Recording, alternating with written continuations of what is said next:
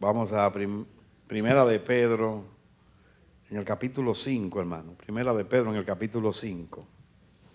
Busquemos nuestras Biblias, Primera de Pedro, capítulo 5.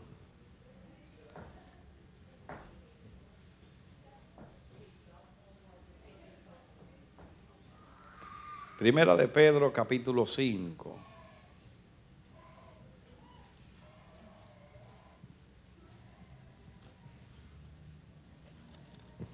Cuando lo tengan dicen amén.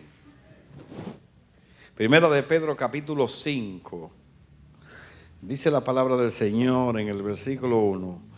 Ruego a los ancianos que están entre vosotros, yo anciano también con ellos, y testigo de los padecimientos de Cristo, que soy también participante de la gloria que será revelada. Dice el versículo 2. Apacentar la grey de Dios que está entre vosotros, cuidando de ella, no por fuerza, sino voluntariamente, no por ganancia deshonesta, sino con ánimo pronto. Versículo 3. No como teniendo señorío sobre los que están a vuestro cuidado, sino siendo ejemplos de la grey. Voy a repetir el versículo 3. No como teniendo señorío sobre los que están a vuestro cuidado, sino siendo ejemplos de la grey. Padre, en el nombre de Jesús, te damos gracias, te bendecimos. Te pedimos ahora, Señor, que tú nos hables. Danos entendimiento, Señor, sobriedad, lucidez para escuchar tu palabra, para que todos entendamos lo que tú quieres decir. Tú me has hecho ver cuán difícil es la gente entender. De hecho, tú revelaste el pecado de Saúl. Hace poquito me estremeciste, cuando me hiciste ver. Siempre ponía mi corazón en la obediencia, porque el obedecer es mejor que los sacrificios. Pero tú dices ahí, el poner atención mejor que la grosura de los carneros. Y muchas veces no obedecemos porque no ponemos atención. No entendemos porque no prestamos atención. Aún hay un problema de salud que es enfocarse. Y algunos psicólogos lo tratan, las personas que no se enfocan. Pero Señor, en Cristo no heredamos las enfermedades de Adán. Tenemos la naturaleza de Cristo que siempre está presta. Yo te pido, Señor, que estemos prestos en Cristo para entender lo que tú nos vas a decir, para que todos sintamos una misma cosa, para que no estemos confundidos, Señor. Prestar atención, poner cuidado a lo que se dice. Es mi oración, Señor, en el nombre poderoso de Jesucristo. Amén. Nunca había orado así. Y ojalá seguir orando de esa manera. Porque hay que orar para que podamos prestar atención, poner cuidado a lo que se dice, para poder repetir lo que Dios dice en el contexto que Dios lo dijo. Hermanos, en la iglesia de Dios no hay muchas voces, hay una sola voz, la del Espíritu Santo. En la iglesia de Dios no hay confusión. No hay confusión porque no se presta para confusión. No hay muchos espíritus, hay un solo espíritu, el de Dios. Y ese es el que queremos entender. ¿De acuerdo? Así que yo le oro a Dios para que entendamos. Porque esta es una iglesia de entendimiento. Esta es una iglesia donde lo que atrae a usted a venir aquí es la palabra de Dios. Ese es otro desafío para nosotros. Que lo que te hace venir a la iglesia es la palabra de Dios. No tenemos estímulos como se usa, tener estímulos para los hermanos, para que se involucren. Ni siquiera el servicio es un estímulo aquí. No, yo voy ahí porque me pusieron a hacer algo. No, la razón por la cual tú vas a la iglesia es por su palabra, por lo que Él es, por la relación que tú tienes con Él. Eso hace que tengamos que tener, es una broma, 7 unciones. Pero así Dios ha preservado esta casa. Y yo le pido a Dios por la palabra, para que la entendamos, para que estemos unidos todos en lo que Dios dice, en el contexto que Dios lo dice y por qué lo dijo, ¿de acuerdo? Muy bien. En este capítulo 5 traje esta cita de primero, porque nosotros estamos viviendo un tiempo aquí y yo se lo estoy diciendo a los ancianos y a los que predican y a todos. Yo creo que Dios tiene una voz aquí, un espíritu. Y yo creo que Dios tiene ese orden. Y la etapa que nosotros estamos viviendo es como dijo el año 17, asentándonos, reagrupándonos. Dios está reorganizando su casa. Y en esa postura estamos nosotros los que estamos aquí y estamos los que se añaden. Y como Dios es un Dios de orden, pues quiere que todos sintamos una misma cosa. Como dice las Escrituras, que todos sintamos una misma cosa, un mismo parecer, un mismo sentir en Cristo Jesús. Cuando se habla de sentir una misma cosa, no es anular tu personalidad. No, tú eres tú y yo soy yo. Pero los dos estamos de acuerdo en que Él sea rey. Ese era el ejército de David. Cada uno tenía su destreza, su capacidad y eran comandantes. Y todos eran lo que eran, pero todos estaban unidos en que David fuera rey. David era un tipo de Cristo en ese tiempo. Así todos trabajamos juntos aquí para que Cristo reine en este lugar. No con esas expresiones falsas. Queremos que tú reines, realmente no reina nada. Porque usamos los dones para nosotros, las capacidades, hacemos negocio con la adoración, como está pasando ahora. Y los talentos y dones que Dios nos ha dado, le sacamos provecho. No. Cuando se habla de que Cristo reine, es en el sentido verdadero de la palabra. Es cuando Él se lleva la gloria, Él nos dirige y muchas veces Él toma decisiones que nosotros no entendemos. Y Él nos rige por donde Él quiera. Y se le da... y nos anulamos nosotros para que Él brille. Es otra cosa más. Entonces eso no es simplemente una retórica, una palabra que se dice. Nunca nos cansemos de oír estas cosas. Se lo digo, cuán necesario es. Entonces, esto Dios nos ha hablado de meternos y de conformarnos, y lo que ha hecho en este año es tomar papeles para poner en el área que nosotros nos sentimos llamados a servir en la casa. Cuando se habla de servir, todos servimos aquí adorando ahí. Cuando usted viene y se pone ahí a cantar, eso es su primer servicio a Dios. Pero después Dios puede sacarnos, tomarnos de ahí, poner en un área como los levitas. Estaban las tribus de Israel y Dios apartó a los levitas para que estuvieran en el tabernáculo. Ahora somos reyes y sacerdotes. Pero en la iglesia, pues, tenemos también servicios que hacer. Están los ministerios, los dones, las capacidades. Algo muy interesante que yo le quería enfocar aquí es que Pedro, usted sabe quién fue Pedro, conocen las Escrituras. Pedro fue formado por Dios con sus manos. Dios no ocultó los errores de Pedro. ¿Me escuchan bien allá o? Yo siento, ustedes me escuchan bien, ¿verdad?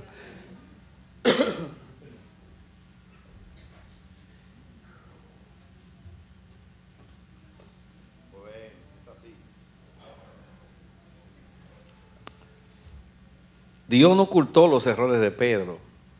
Están en las Escrituras, ustedes saben. Todas las fallas. Nos hemos reído con Pedro. Que cuando fueron a lavar los pies, no, lávame la cabeza también. Y dice, Pedro, ¿qué te pasa? Quería que era un baño que le iba del Señor. Y así siempre Pedro salía con la suya. Pedro, entonces le dicen, no, si no me laves los pies, no lo permito. Si no te lavo los pies, entonces no puede entrar. No, lávame todo ahora. Ese era Pedro. Y después Pablo tuvo que llamarle la atención a Pedro cuando judaizó por allá. Vino Pablo y le dijo, oye, tú que eres judío. Después vemos a Pedro hablando bien de Pablo y diciendo, ve, lo que Pablo sabe, que es difícil de entender. Pedro fue que dijo, aunque todos te dejaren, no te dejaré. Y cayó en ese vacío Pedro. Quiso dejar dicho, eso tú lo puedes aplicar. Yo soy más espiritual que todo esto. Sin embargo, Pedro, hoy, antes que el gallo cante 2, 3, tú me negarás 3. Y así mismo, Pedro lloró amargamente y se dio cuenta cuán frágil era. Se dio cuenta que los estudiosos del carácter y de los temperamentos dicen que Pedro era un sanguíneo, pero sanguíneo era. 100%, porque Pedro hablaba sin pensar, decía cosas que después se decía, ¿para qué? ¿Para qué dije yo eso? Eso es parte de los temperamentos, de las cosas, pero ese Pedro que vivió tantas cosas difíciles, es el Pedro que Dios después le aparece al final y le dice, Pedro, ¿me amas? Apacienta mi cordero. Pedro, ¿me amas? Apacienta mi cordero. Pedro me ama. A la tercera vez ya Pedro lloró. Pedro lloró ya. Quizá decimos nosotros que Pedro se acordó de las 3 veces que dijo que no lo iba a dejar. Y entonces le contestó: Señor, tú sabes todas las cosas. Apacienta mi cordero. Ese Pedro, que su nombre era Pedro, Petra, ¿verdad? ¿Cómo es? Sí, que era piedra movediza, se convirtió después en una roca, porque el Señor le cambió el nombre. Y entonces ese hombre, Dios lo puso como autoridad. No era que Pedro era el jefe de la iglesia y que tenía las llaves del cielo. ¿Dónde sacaron eso? El mundo católico sacó eso, con mucho respeto. ¿Cómo va a ser que un hombre tiene la llave del cielo? Pues de ahí agarraron que Pedro tenía la llave del cielo y todavía. Yo estuve en Italia y fui a la, ¿cómo que se llama? La que sale por la televisión. La iglesia la iglesia grande del Vaticano.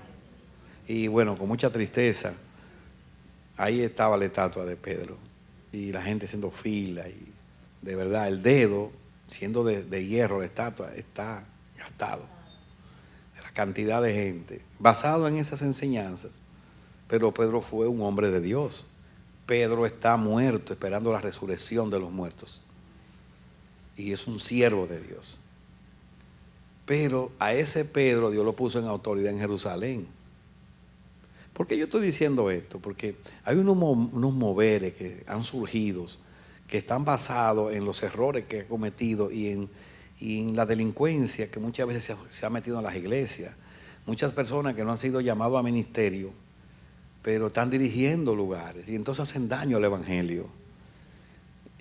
Evangelistas que no son evangelistas, que son evangelistas. Y entonces eso ha traído una especie de confianza. Pero la iglesia tiene un gobierno, es lo que quiero decir. Y Pedro era parte de ese gobierno. Pedro era parte de ese gobierno que lo componen los ancianos de la iglesia. Por eso él dice: yo, anciano, juntamente con ustedes. Está hablando de los que dirigen la congregación. Esa historia de que no hay gobierno, no hay pastores, ni tampoco hay diezmo, ni hay nada. Eso es una reacción a las cosas malas que se han hecho.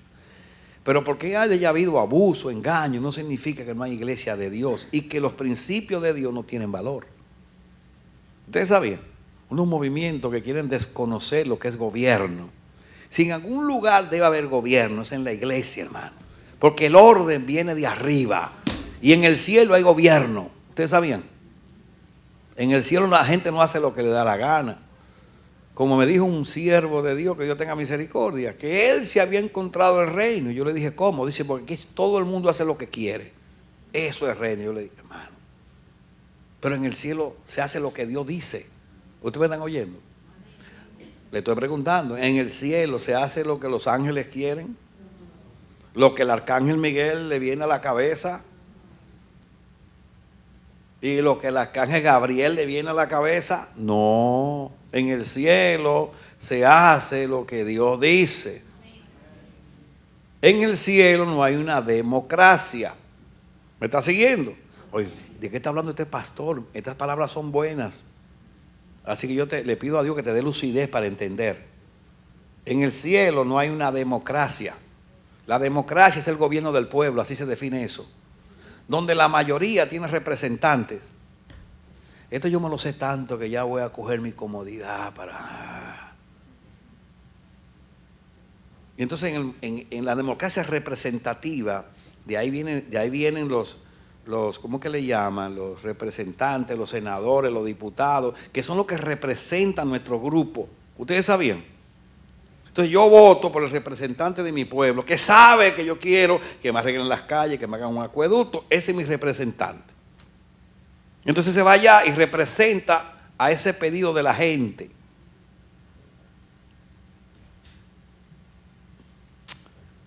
En el cielo no hay democracia.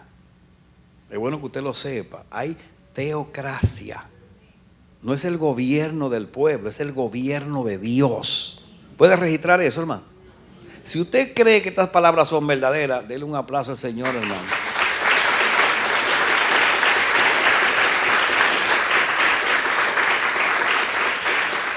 Entonces, en la iglesia tiene que haber gobierno. Reino no es hacer lo que a mí me viene a la cabeza. Un gobierno en lo natural, aquí abajo. Aquí, no estoy hablando del cielo, sino en la tierra. Gobernar no es que todas las partes hagan lo que quieran. Gobernar es dirigir a todos por lo que más conviene en una nación. Eso es gobernar. Ojalá nos ayude eso como ciudadanos para entender lo que es gobernar.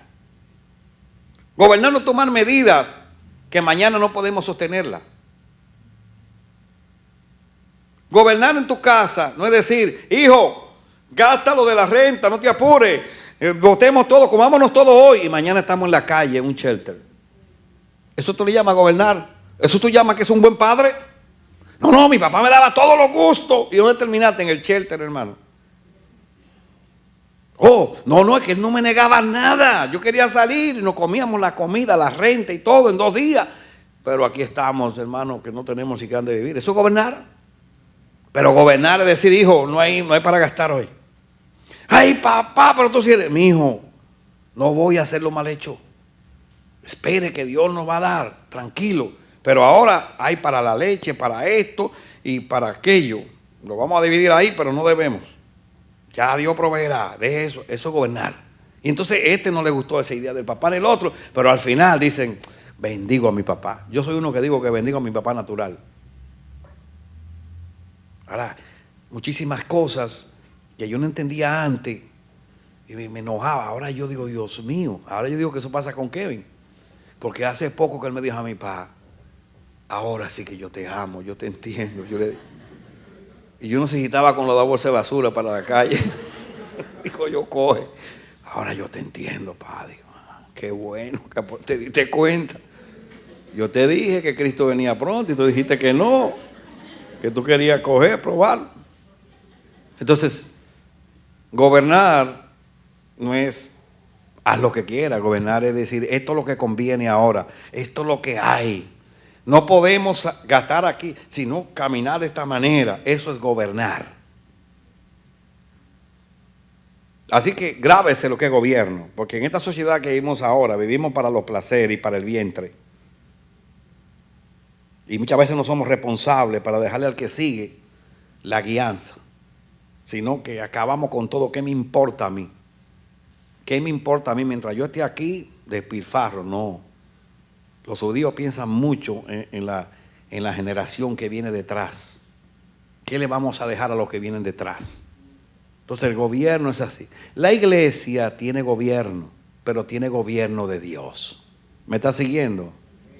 La iglesia no tiene una democracia aquí abajo, donde lo que la mayoría quiere se hace. La iglesia tiene un gobierno de Dios, donde se hace lo que Dios quiere. Por eso nosotros tomamos ejemplo de 2. La primera, tomamos el ejemplo de el gobierno que Dios tuvo en el desierto con Moisés. No fue así. Pero cuando Moisés estaba, no era Moisés que dirigía, era Dios que dirigía el pueblo a través de Moisés. Y ustedes saben que fue así. ¿Cuántas veces no entró en crisis Moisés porque no sabía? Inclusive cuando Dios mandó a libertar al pueblo, Moisés no entendía todavía. A la cuarta plaga fue que Moisés entendió y dijo, yo sé que tú no lo vas a dejar ir, le decía el faraón. Ya entendía que Dios tenía un plan. Entonces, pero Dios lo hizo también escogiendo un líder y un hombre como escogió a Moisés.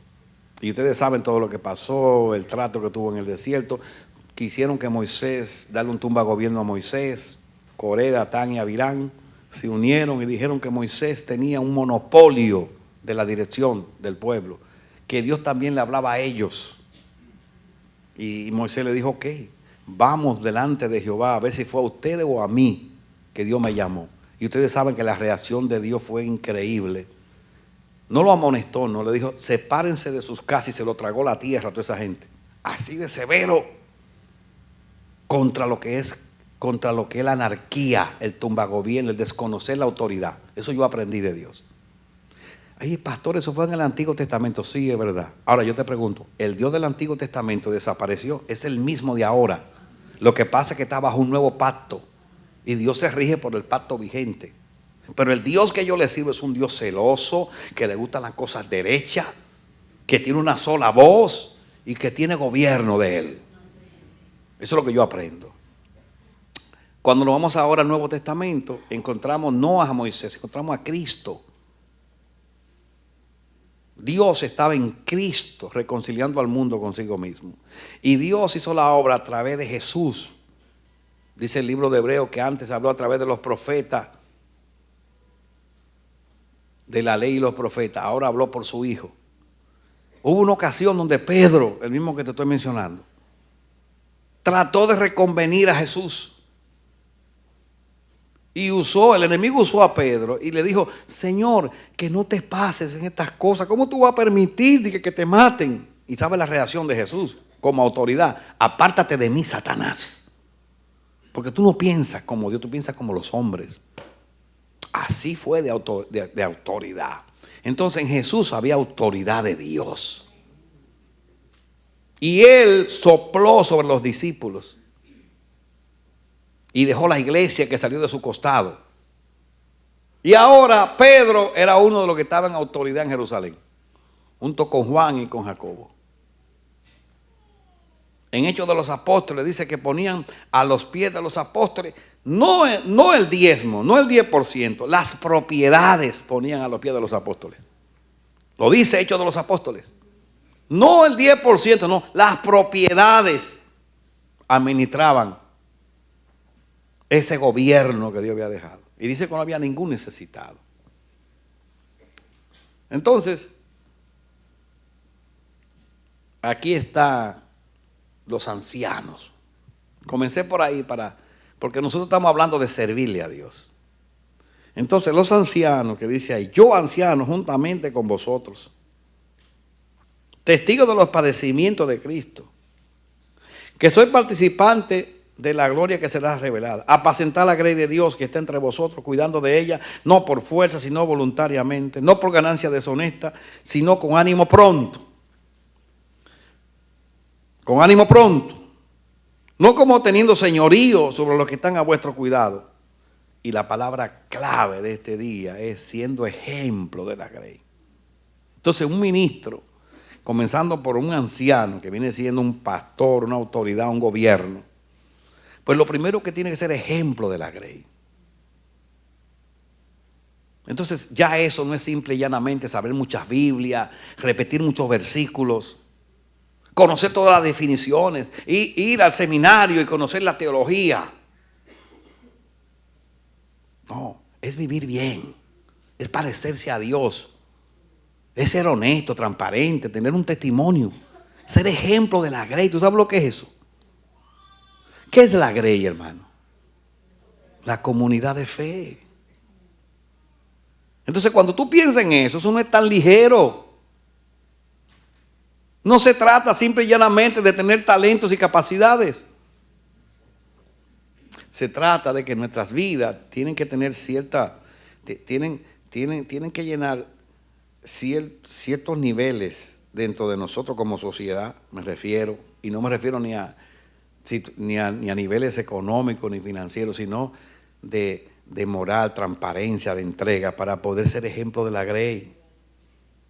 Una persona que anhela un obispado, ser obispo, no puede simple y llanamente pensar en qué bonito predico, sino cómo anda mi vida, cuánto Dios ha logrado en mí, para mañana poder estar al frente, hermano. Estoy hablando en un ambiente de Dios. Usted me está siguiendo, póngame cuidado.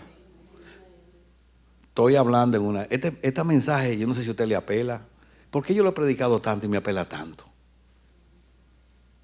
Yo siento como si estuviera dejando caer de mi boca como si fuera miel dulce al paladar. Porque eso es lo más hermoso. El cristianismo tiene sabor cuando se vive, hermano. ¿O a usted le gusta estar engañado, embobado en un lugar, metiendo su cuerpo y como una rutina, como cuando usted ponía el amuleto en el carro para que nadie lo chocara? Yo no vivo en eso ya. Entonces, estamos hablando que para ocupar estos lugares no es simple y llanamente conocer cosas. Dios tiene que estar operando en nuestras vidas. Ahora, yo dije ahorita en una iglesia de Dios que ame esto, porque puede que hayan ambientes donde esto no importa lo que yo estoy diciendo aquí. ¿Qué me importa si tú eras negado o entregado? Lo importante es que tú estés ahí. ¿Qué me importa si te apela a Dios o no? También he tenido que ver esa parte. Pero yo anhelo tanto esto que para mí es un romance hablarlo. Cuando se respete el ministerio. Cuando decir te aparto para ser un diácono para ti es una honra y un desafío. Porque tú lo coges en el pecho con honra. ¿Cuánto más si tú eres un anciano de iglesia que viene a ser un padre en el ejemplo? El ejemplo es Cristo, pero la Biblia habla de ser ejemplo de la grey. Porque todo el que viene supone que si tú has llegado a ese lugar y Dios te ha apartado para eso, porque tienes un llamado. Y de alguna manera Dios va a tener misericordia de ti. La gente cuando viene necesita ver a Dios, pero Dios muchas veces se ve a través de los hombres. En su entrada y salida. En otras palabras, nos toca a nosotros enseñarle a la gente que el ministerio, el que anhela obispado, buena obra desea, pero es necesario llegar a un nivel de poder ejemplificar la vida de un cristiano. Entonces eso hace que sean muchos los llamados, pocos los escogidos.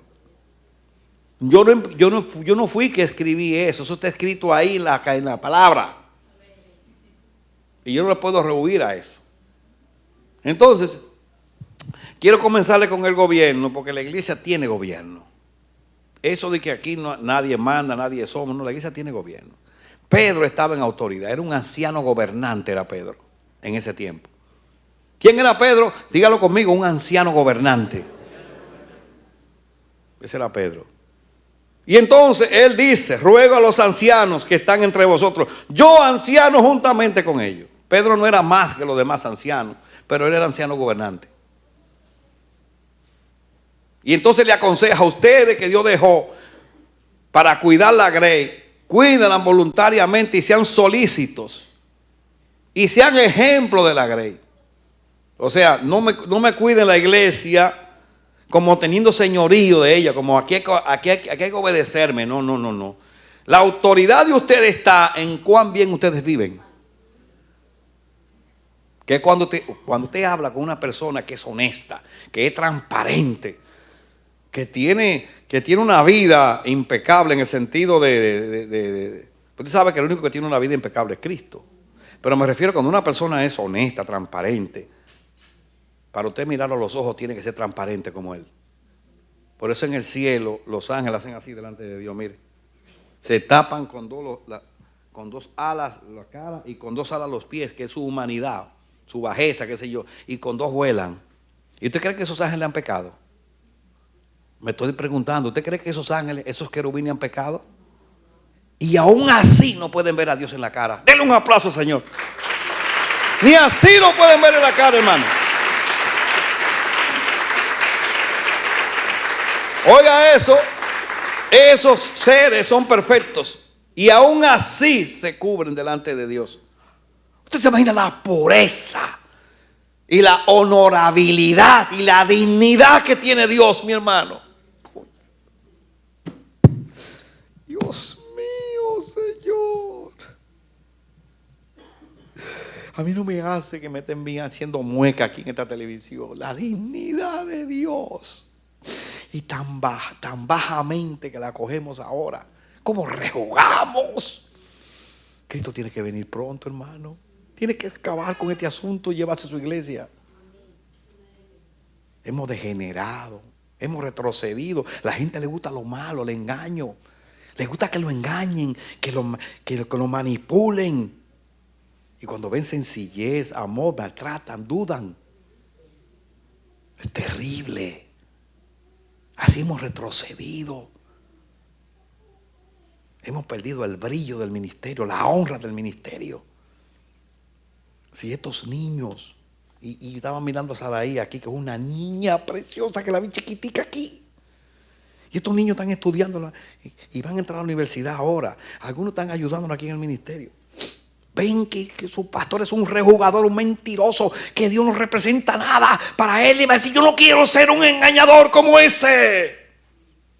Pero si ya ve todo lo contrario y ve que sus líderes, sus ancianos aman a Dios, respetan el ministerio, se secan por fuera, pero por dentro rejuvenecen. Esa niña dice, yo quiero ser un ministro mañana. Quiero servirle a mi Dios como mis líderes, mis mentores. Ese es el pecado que tenemos ahora, con este vandalismo que tenemos. Ustedes están acostumbrados que están durmiendo cuando le hablo esto. Yo me estoy muriendo aquí. Yo muriéndome, hermano. Dios mío, ayúdame, Señor. Yo creo que yo estoy afuera de serie, atípico ya.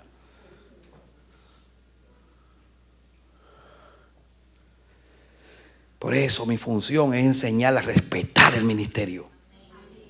A no evaluarse cuando hay rejuventud. Sepan que usted le sirve a un Dios vivo, un Dios digno.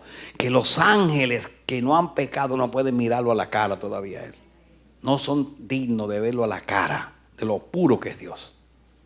A ese Dios es que tú le vas a servir. Estás aquí adorándole y mañana Dios te va a poner a hacer algo. Y tú vas a sentir que tienes el cielo agarrado cuando Dios te honre en su casa.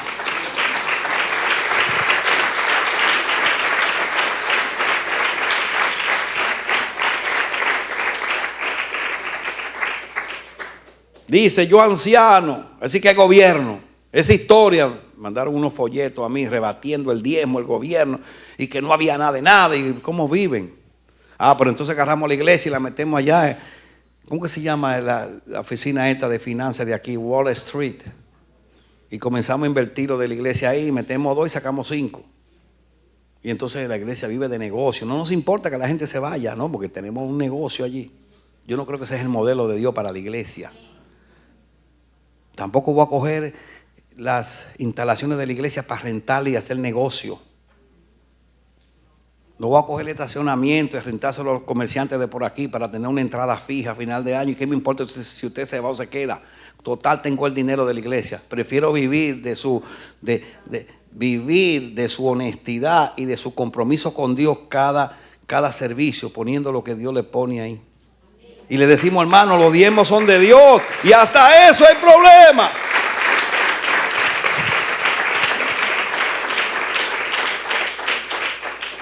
Y convertimos la iglesia en daycare, en negocio.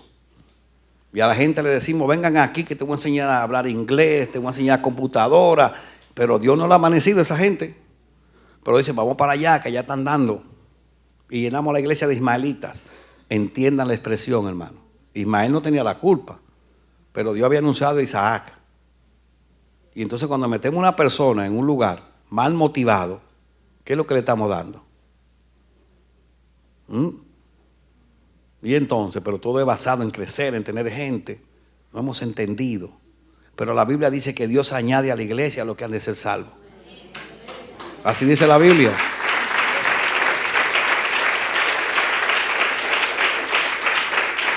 Y no es malo, voy a repetir, no es malo hacer lo que le llaman las obras de, ¿cómo que se dice? Servicios sociales.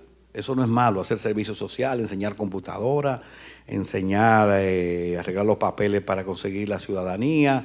Eso no es malo, pero a la gente hay que decirle que le queremos dar a Cristo. Motivar a la gente, venga aquí, que por el amor a Cristo hacemos esta obra, es motivar bien a la gente. Es como cuando enseñamos que Cristo es un curandero.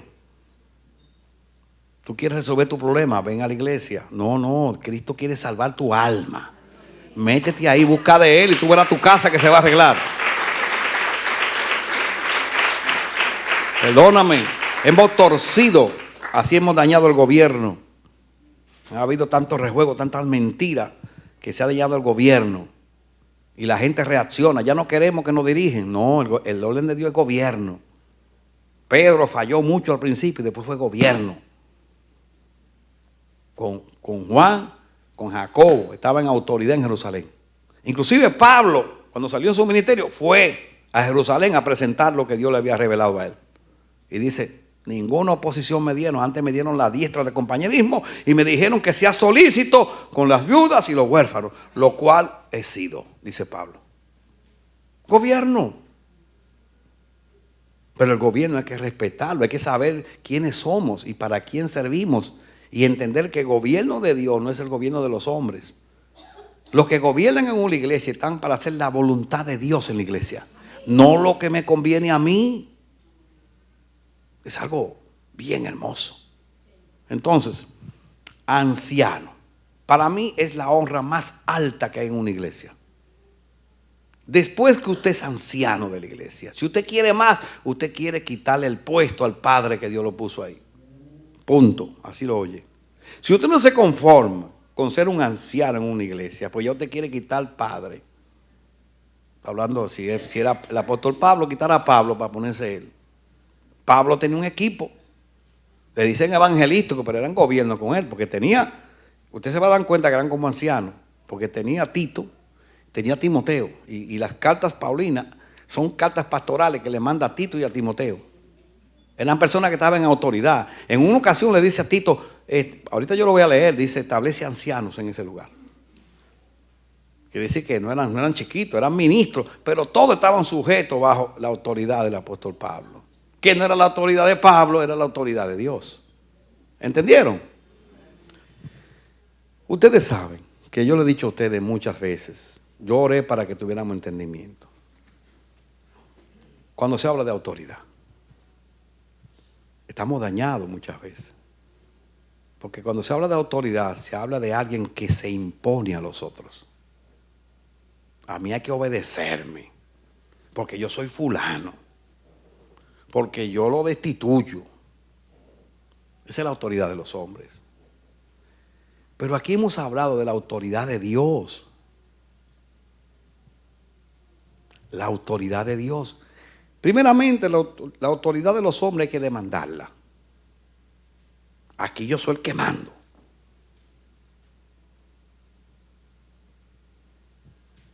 Lo diferente de la autoridad de Dios es que no hay que demandarla. La autoridad de Dios se recibe de arriba. ¿Me están siguiendo? Yo quiero ir un mal paso, para no poder ir más al paso. La autoridad de Dios se recibe de arriba. No hay que estar diciendo obedéceme, ¿no? Cuando un hombre tiene autoridad de arriba, cuando habla, la auditoria es así.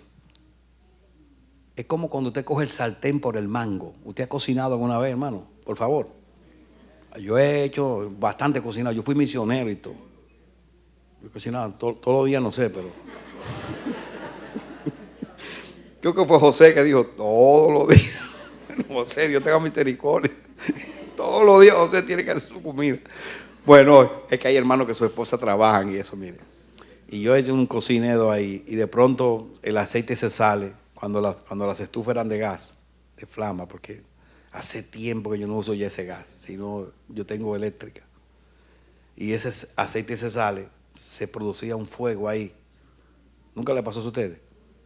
Que cuando el aceite cae se hace un fuego. Y usted se asusta. ¿Qué hace usted? Coge por el mango, ¡pam!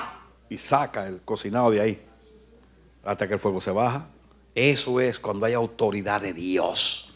Te coge el auditorio por el mango, porque Dios da la autoridad de arriba. Usted no tiene que demandarle a la gente que le digan pastor. La gente ve su honra. Entonces, esa autoridad no hay que pelearla. El que es padre, los hijos le caen del cielo, hermano.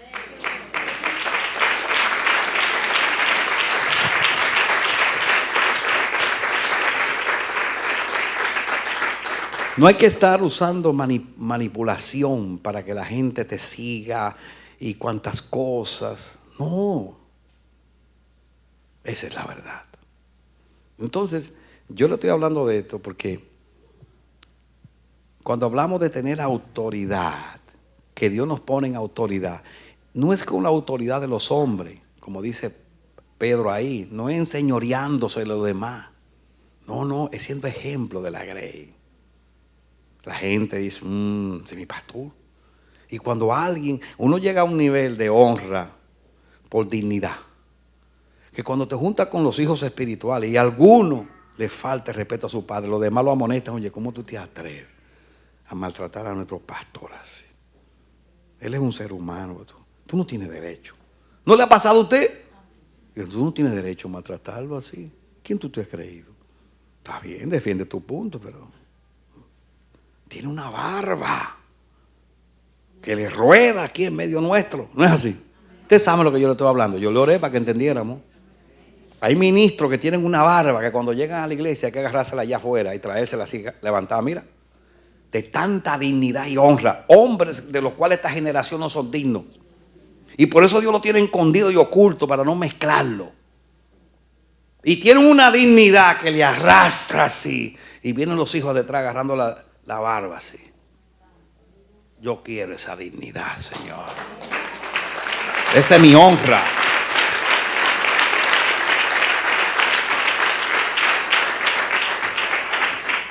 Esa es mi honra. Y esa es la que quiero mostrarle a ustedes. Para que no duden del gobierno. Aspiramos a un gobierno que tema a Dios y que respete a Dios. Una teocracia. Entonces, él dice, ustedes ancianos juntamente conmigo. Y ahí le habla de ser ejemplos de la grey. Muy bien. En Tito capítulo 2. Vamos a Tito capítulo 2.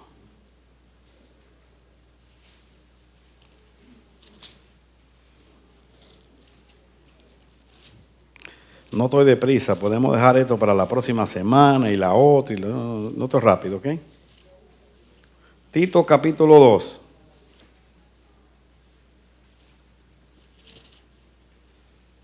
Cuando lo tengan, digan amén. Claro que tienen la tabla esa más rápida que nosotros. Tito capítulo 2. Le voy a leer en el versículo 1, 2:1. Ahí el consejo que le da Pablo a Tito. Pero tú habla lo que está de acuerdo con la sana doctrina.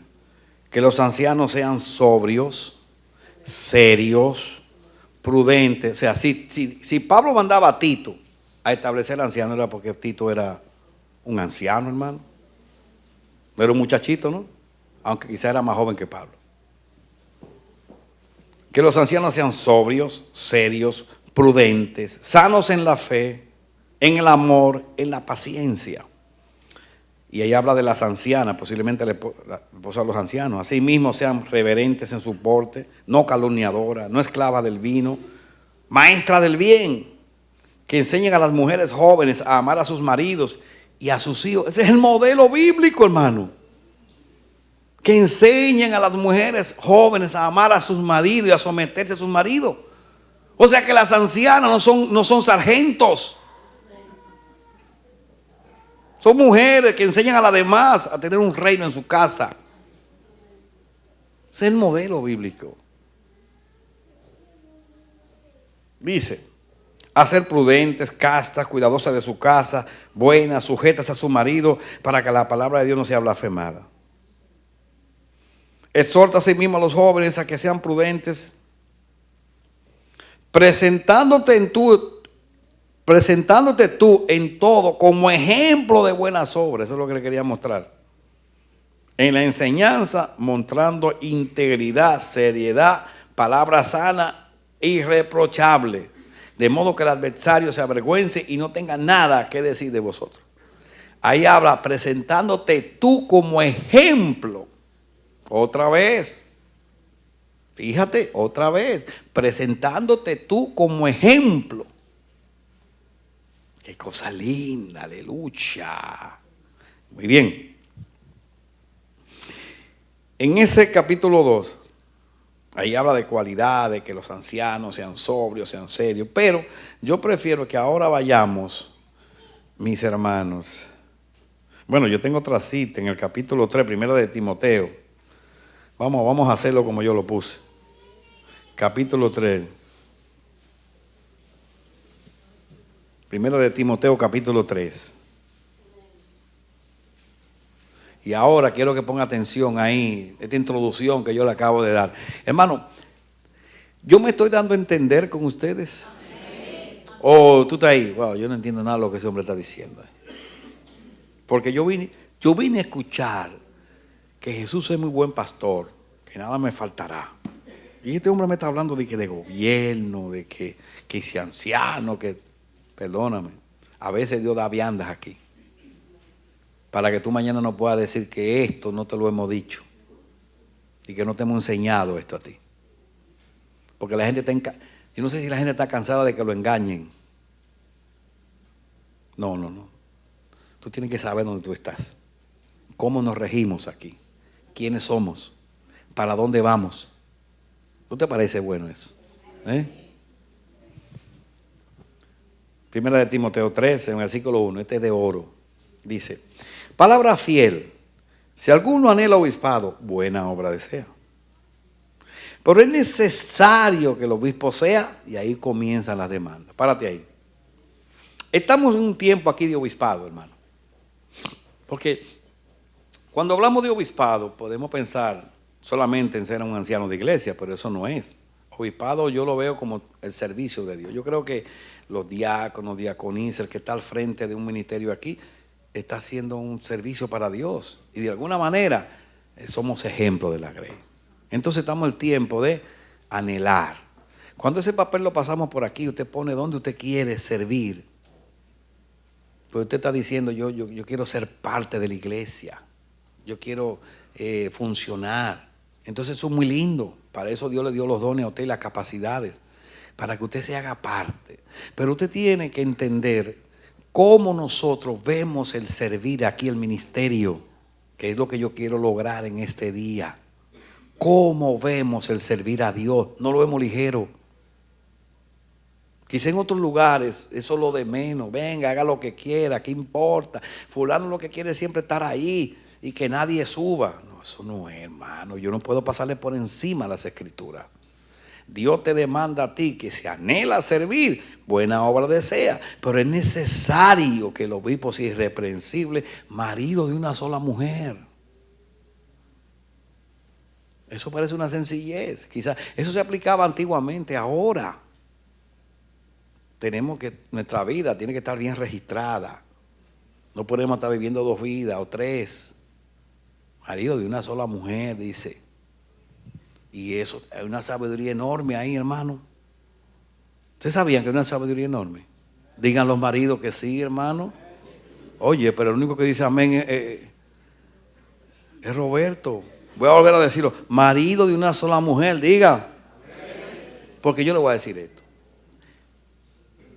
No por nada.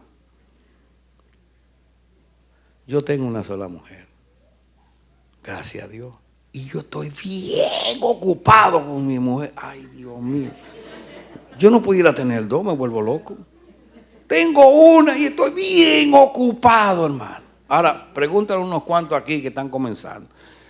Son buenas las muchachas, pero Dieguito, Carmona, Melvin, Kevin. Imagínese que ustedes tuvieran 2 o 3. Como dice, puedo decir Melvin me estaba hablando un día. Yo estaba hablando con mi esposa y yo le decía, me dice, pastor, de la parábola esa de cuando el Señor dijo a 2, ve a trabajar a mi viña, y uno dijo que sí, no fue. Y el otro dijo, no voy, pero después fue. ¿Quién hizo la voluntad? Yo digo, bueno, el segundo. Tú ves, así mismo le digo yo a ella, yo no quiero estar limpiando la casa, pero lo hago. Oye, me ministró eso a mí. Dice, yo le he dicho, yo no quiero estar haciendo nada cuando yo llego, pero yo lo hago. Entonces yo estoy haciendo la voluntad de Dios. Entonces yo lo que le digo es que si con una estamos bien ocupados, ¿cómo tener un poco de mujer, hermano? Es una locura. Pero bíblicamente, Salomón tuvo 1000 mujeres. Era rey. Pero ¿a dónde terminó Salomón? Adorando Baales. Porque se mezcló con todas esas mujeres, lo llevaron a adorar Baales. Entonces, marido de una sola mujer Primero Dios lo demanda. Dios lo hizo así al principio. Dios no le hizo 4 mujeres a Adán. Cuando Adán estaba solo, dame hacerle 4 mujeres, le hizo una compañera. Porque los hombres de Dios, grave esto, no viven para el placer. Viven para honrar a Dios y respetan sus hogares.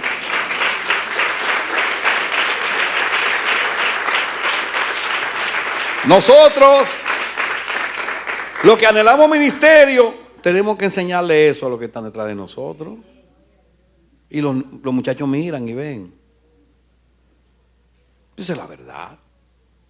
Yo no puedo reaccionar en contra de eso. Somos seres humanos, tenemos pie de barro, tenemos lucha, pero el modelo de Dios es ese. Entonces, un hogar. Y ya usted sabe. Primero, porque Dios lo hizo así. Segundo, porque hay que estar medio loco para tener 2 o 3. Loco, de remate te lo digo yo. Te encuentran duro ahí. Oh, murió fulano. Usted sabe lo que está bregando ahí. Muchacho. Hay unas historias entendiendo y qué es lo que hay que hacer y para dónde. Ay, mi madre. Mire, a veces yo me levanto con el Señor, no quiero ni hablar nada. Y yo me culpo porque, Rebeca, yo me culpo. Estoy tan metido que no quiero ni hablar. Y Rebeca, fulano esto. Y yo, oye, pero tú no me contestas. ¿Qué te pasa? ¿Qué no existo yo? Yo, Señor, Padre, no quiero ni hablar. Y digo, Señor, tengo que tener, hoy me dijo, tengo que tener la capacidad de someter eso y responder. Yo lo estoy diciendo porque tenga misericordia. Así que desde la mañanita hay que estar atento, cuidando. Es un buen consejo. Una sola mujer, hermano. Para usted poder atender bien la demanda de la esposa. Así que un ministro tiene que tener eso bien definido, porque usted es una ventana para los que están detrás mirando. ¿Sí o no? Ok, gracias. Ese asunto, voy a decir esto, ese asunto de que Dios se equivocó, ahora es que Dios me está dirigiendo. No, hermano, el que entra se quedó para siempre con el que tiene. Dios se lo puede cambiar. Pero eso de que Dios se equivocó, que ahora voy a intentar otra vez, no. ¿Me entiende? Después que uno está casado. Hay personas que han venido al evangelio ya solo. Dios le puede rehacer su vida. ¿Me entiende? O hay casos donde Dios hace las separaciones porque se lo lleva para arriba. O muchas veces el matrimonio se deshace por por adulterio, por infidelidad o porque a paz nos llamó el Señor. Pero el modelo es una vida digna. Bien. Y hago hincapié porque he oído tantas historias de personas que han mal enseñado al pueblo de Dios a coger ligeramente el matrimonio. Siendo personas que están en autoridad. No, el modelo de Dios es con un compromiso. ¿De acuerdo? Seguimos. Sobrio es lo contrario a estar borracho. Una persona sobria es una persona en sus cabales, con lucidez. Un obispo, un servidor tiene que ser sobrio. No puede ser una persona loca, borracha, que no mire bien. Sobrio, ¿verdad que sí? Prudente, decoroso, hospedador, apto para enseñar. Claro, aquí para mí se está refiriendo directamente a los ancianos, a los que tienen que enseñar, a los que enseñan al pueblo, porque dice apto para enseñar. Pero no dado al vino, no pendenciero, no codicioso de ganancias deshonestas, sino amable, apacible, no avaro. Ese es un anciano, un modelo de una persona, no es perfecta, pero ¿tú me entiendes? Tiene un modo de vida aceptable. No es cualquiera que llegó, que lo necesitamos. Yo no sé la vida tuya. No, la gente tiene que abrir su corazón, contar su historia. Y entonces se habla y después usted no va a ser un tropiezo. Usted sabe que no somos perfectos, tenemos pie de barro. No es un perfeccionismo que le estamos vendiendo aquí. Es una sinceridad de corazón y entender que a veces hay áreas de nuestra vida que nos están estorbando. Que tenemos que arreglarla para que Dios realice lo que Él quiere con nosotros. ¿Estamos de acuerdo? Nuestros hijos tienen que amar una vida digna, una vida de matrimonio, respetuosa. Eso es lo que tenemos que vender a la sociedad, enseñar a la sociedad, a nuestros hijos. No el amor libre, desordenado, haciendo lo que quieren, no.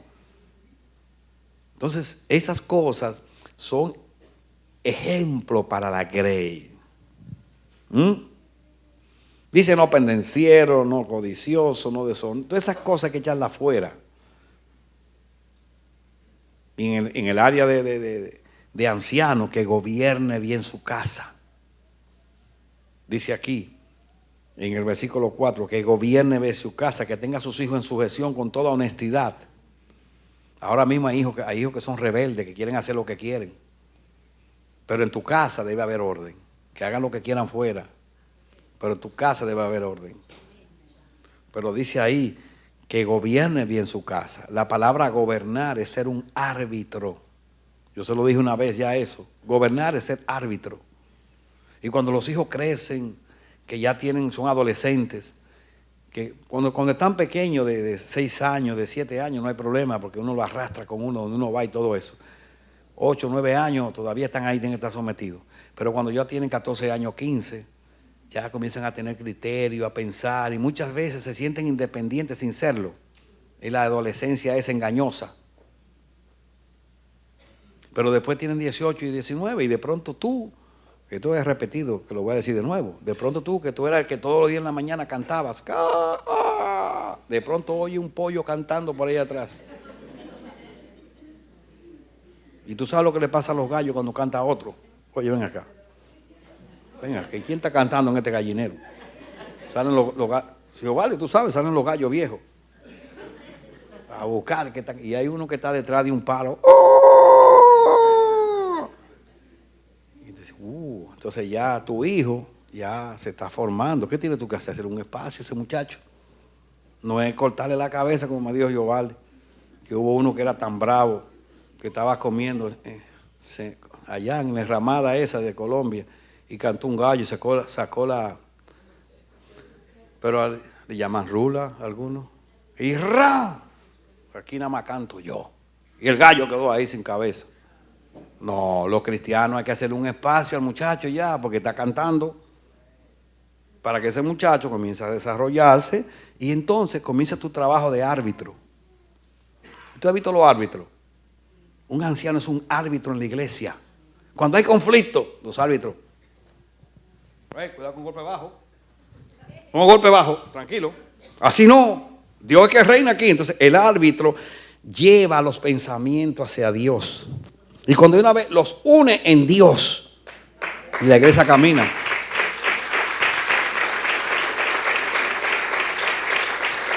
Entonces, un ministro, un anciano, gobierna, sabe gobernar.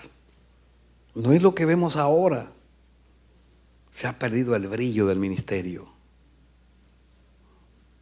Eso es lo que hemos enseñado por años aquí.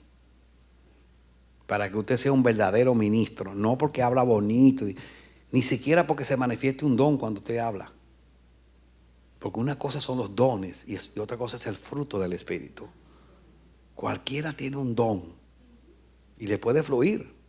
Pero el fruto del Espíritu es el carácter de Cristo en usted. Eso es poderoso, hermano. Entonces eso lo hemos enseñado. Y en un ambiente como este, Dios te forma, te da la oportunidad, pero tu corazón tiene que estar abierto a eso. Dice que gobierne bien su casa, sus hijos dice, pues el que no sabe gobernar su propia casa, ¿cómo cuidará de la iglesia de Dios? Una persona que no sabe superar las crisis de su casa, que por cualquier conflicto dice, vamos a desbaratar esta casa, vamos a separarnos, y usa la palabra separación, ¿estará apto para gobernar 200 vidas, 200 matrimonios? ¿Está apto para darte un consejo a ti, hermano? Dímelo. Perdonen que estoy hablando tan fuerte. No. Entonces esas cosas no es recitar la Biblia. Tiene que haber un llamado, una unción de Dios, un trabajo de Dios en esos hombres. y conforman el gobierno de la iglesia. Y de ahí para abajo, todos los demás servicios tienen que ver también con tu vida. Claro, un anciano de iglesia no es, vamos a decir, un camarógrafo ahora, que es un siervo de Dios. El anciano tiene más demanda que un camarógrafo. Pero el camarógrafo, el hermanito que trabaja en la cámara, tiene que saber que él, Dios lo ha puesto ahí, y él también tiene que cuidar su vida. Porque hay muchos hermanitos que están sentados ahí, que lo ven ahí y dicen, wow, qué honra tan linda. Un ejemplo. Entonces usted aprecia el ministerio. Y yo quiero que usted se abra a eso. No vamos a seguir hablando de eso de hoy porque estoy comenzando. Ni siquiera me he introducido mucho en este tema. Pero yo quisiera despertarle a usted el amor por el ministerio con respeto. Usted dirá, pastor, entonces yo estoy descalificado porque la vida mía está hecho nada. Nunca es tarde para Dios, para restaurar su vida, reorganizar su vida.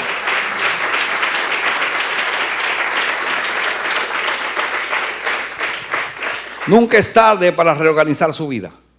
Estamos en un tiempo aquí donde muchos vamos a servir, no solamente aquí adorando, sino en la casa, en las diferentes áreas. Yo estoy añadiendo poco a poco, como Dios me dice. Ahora mismo en la reunión de líderes apartamos 3 personas más para la diaconía. Y hay otros que ya están ayudándonos en los parqueos y el estacionamiento es parte de esto. Y así vamos a ir añadiendo. Pero Dios me dijo, habla de estas cosas. Ve concientizando estas cosas para que entendamos dónde estamos entrando. No somos mejor que nadie. Queremos sujetarnos al consejo bíblico. Y de esa manera yo creo que es el mejor modelo. No significa que no hay fallas aquí, ni que podamos encontrar pecados horribles. Pero esto es lo que queremos vivir. Amén. El pecado siempre ha existido, hermano. Lo raro es cómo se corrige la falla en la iglesia. Eso es lo nuevo. En eso que hemos retrocedido. Pero hay restauración. Entonces, yo quiero que usted anhele obispado, pero que usted lo vea así, con esa visión de que le voy a servir a Dios, analizar su vida, Dios me va a ayudar, me aconsejo pastoralmente y voy a comenzar una vida digna delante de Dios. ¿Usted no cree que debiéramos tener ese sentido? Y entonces Dios coge los talentos y las capacidades que tú tienes y lo usamos para la obra de Dios. Así que yo estoy muy contento y estoy orando por cada uno. Hay ministerios que son muy al frente, que nos demandan una vida consecuente, mucho más que otros. O es lo mismo que yo falle con algo horrible, yo que estoy aquí ministrándole a ustedes, a que falle un hermanito que se sienta ahí. Es una falla delante de Dios de los dos, pero yo hago más daño que él. ¿Por qué, mi hermano? Porque yo soy un reloj de la plaza. Eso ya lo hemos dicho. Usted se sienta ahí, usted es un reloj de la muñeca. Ahí está José, el de Lilian. Tú tienes reloj, José. Mira, ahora José hace así. Mírala ahora, José. Mírala, ya tú la viste, ¿verdad? Si ese reloj tuyo está dañado, el único ahora mismo que se equivoca eres tú solo. ¿Verdad que sí? Porque José fue solo que vio su reloj. Dice, Lilian quizás, oye José, ese reloj tuyo está atrasado. ¿Cómo te diste cuenta? Porque yo ando contigo, soy tu esposa. Pero los demás no se dan cuenta. Ahora, si el reloj estuviera aquí y está atrasado, se equivocan todos ustedes. Esa es mi responsabilidad como pastor. Yo tengo que entender, pedirle a Dios que me ayude a cuidar mi vida por causa de Él y de ustedes. Ese es el ministerio.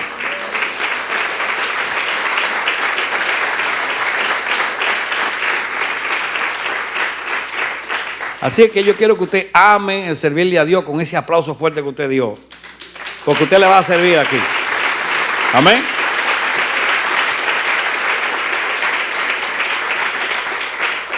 Así que prepárate. Porque para este tiempo Dios te llamó. Para servir en la casa. En el nombre de Jesucristo. Vengan los hermanos de la alabanza. Dele otro aplauso, Señor, ahí con gozo. Continuamos el domingo. Esa fue la introducción El próximo domingo continuamos. Y estamos pensando, hermanos, se lo anuncio a ustedes, hacer un discipulado los miércoles con estudios bíblicos. Creo que son 21 doctrinas, ¿verdad? Y queremos volverlo a hacer, así que yo se lo estoy anunciando, se lo voy a anunciar más para los que quieran comenzar desde el principio, porque vamos a repartir los estudios bíblicos y lo vamos a explicar para que usted sepa en qué creemos aquí, que no es más que la palabra de Dios. Eterno y sublime Rey, el cielo no te puede contener. Ah, no, tenemos que cantar eso. ¿Qué va a cantar? ¿Qué va a cantar? Vienen, familia, se ponen de pie. No tengan temores ya que terminó el culto.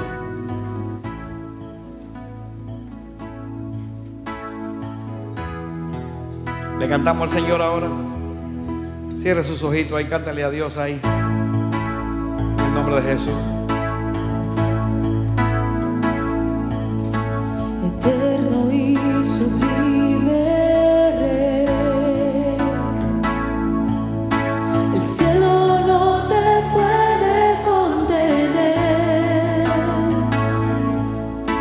Habitas en lo alto, Dios.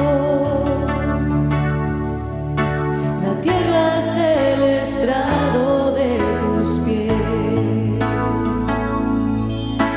Eterno y sublime Rey, el cielo no te puede contener. Habitas en lo alto, Dios. La tierra es el estrado de tus pies. ¿Cómo construir una habitación, un mejor lugar donde puedas descansar? ¿Cómo construir una habitación que sea un santuario para ti? Soberano Creador, en luz inalcanzable tú estás. Formaste todo con tu voz. El universo en tus manos está. ¿Cómo construir una habitación, un mejor lugar en donde puedas descansar? ¿Cómo construir una habitación que sea un santuario para ti? ¿Cómo construir una habitación, un mejor lugar donde puedas descansar? ¿Cómo construir una habitación que sea un santuario para ti? Amén. Señor, gracias. Gracias por este culto tan bendecido. Gracias por la adoración, los cánticos, las alabanzas, la Santa Cena que pudimos, Señor, compartir juntos, renovar el pacto, recordar tu sacrificio, ser parte del sacrificio, Señor, de los padecimientos y de tu vida.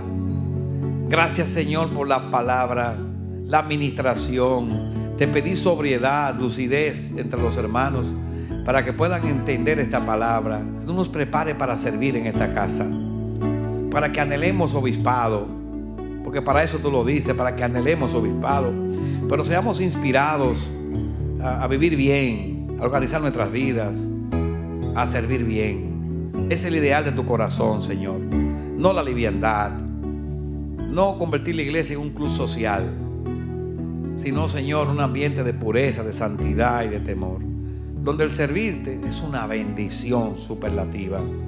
Gracias, Señor, por tu amor. Gracias, gracias. Bendigo a los hermanos que están en el internet. La bendición de Jehová sea con cada uno de ellos. Yo quiero preguntar, ¿alguien se quiere entregar a Cristo hoy en este día? ¿Alguien quiere dar un paso de fe? Si tú quieres entregarte a Cristo, donde tú estés ahí, levanta tu mano y oraremos por ti. Si tú quieres entregarte a Jesús hoy, si alguien se ha apartado del Señor y quiere reconciliarse en este día, levanta tu mano también y oraremos por ti. Y tú serás parte, mi hermano, en el nombre de Jesús. Por lo demás, levanto mi mano para bendecir a su pueblo. Hermano, que el amor del Padre, la gracia del Hijo y la comunión del Espíritu Santo estén hoy siempre contigo. Que el bien y la misericordia nunca se aparten de ti. Que Jehová te lleve de gloria en gloria y de victoria en victoria. Que nuestro Dios te dé entendimiento de esta palabra. Que tú anheles obispado. Que tú le sirvas a Dios con limpia conciencia, con una fe pura. Te bendigo, mi hermano. Sé feliz en el nombre poderoso de Jesucristo. Amén y amén. Dios te bendiga. Dale un saludo a tu hermano y está despedido. Amén y amén.